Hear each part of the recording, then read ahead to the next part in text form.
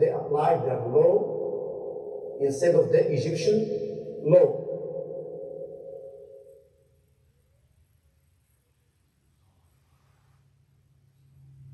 So he, Yusuf alayhi salam, began to search in their bags before the bag of his brother. Then he brought it out of his brother's bag. Thus did we plan for Yusuf. So Allah had this plan for Yusuf alayhi salam. He could not take his brother by the law of the king as a slave, except that Allah willed it. So Allah made the brothers to bind themselves with their way of punishment. Enslaving of a thief.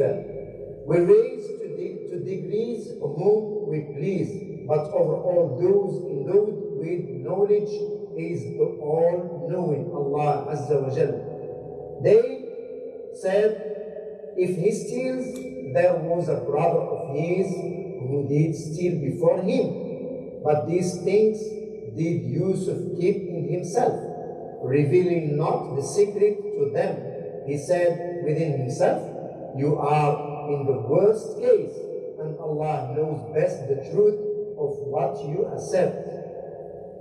They said, O ruler of the land, verily he has an old father who will grieve for him. So take one of us in his place. Indeed, we think that you are one of the good doers.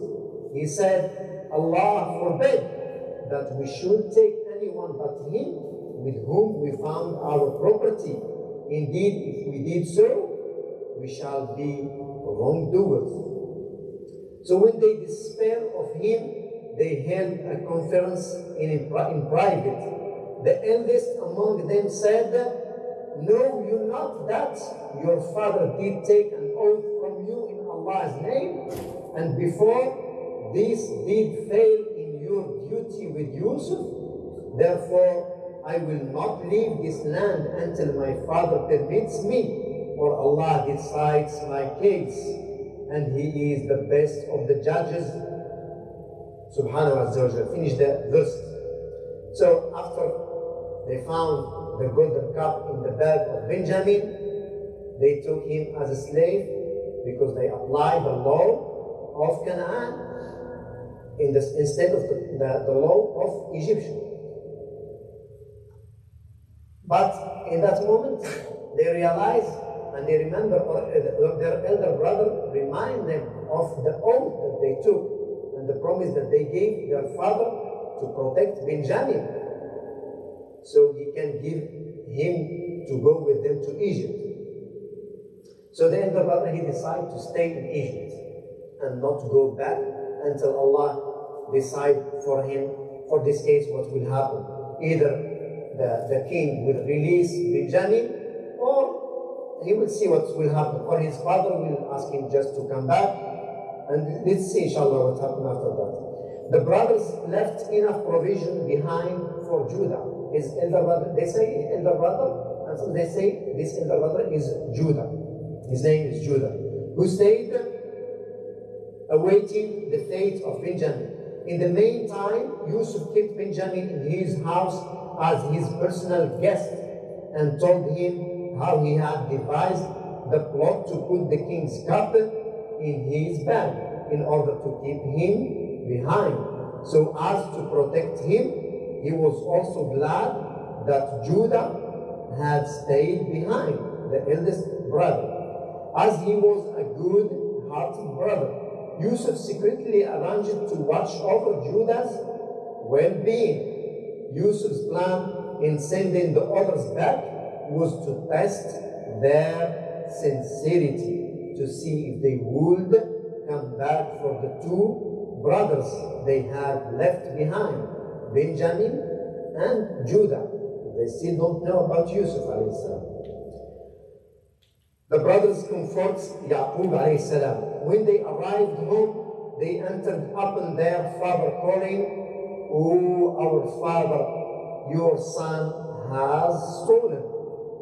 He was puzzled, scarcely believing the news. He was overwhelmed with sorrow and his eyes wept tears. And he said, patience be with me. Perhaps Allah will return all of them to me.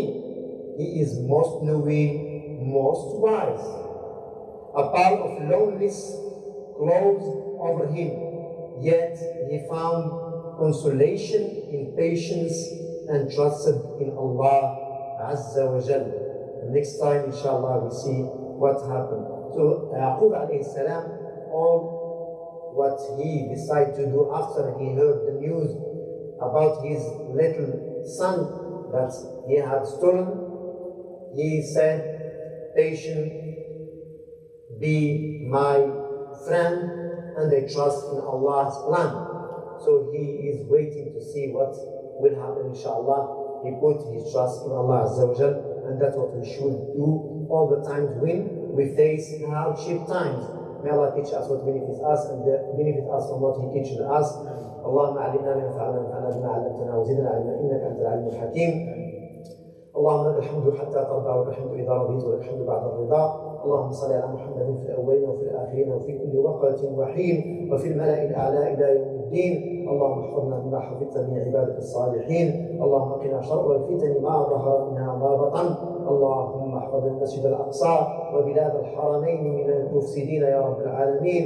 اللهم اعز الاسلام والمسلمين واذل الشرك والمشركين. اللهم اختم لنا بالحسنى وزياده ومتعنا اللهم بالنظر الى وجهك الكريم يوم لقائك يا ديان. واخر دعوانا الحمد لله رب العالمين.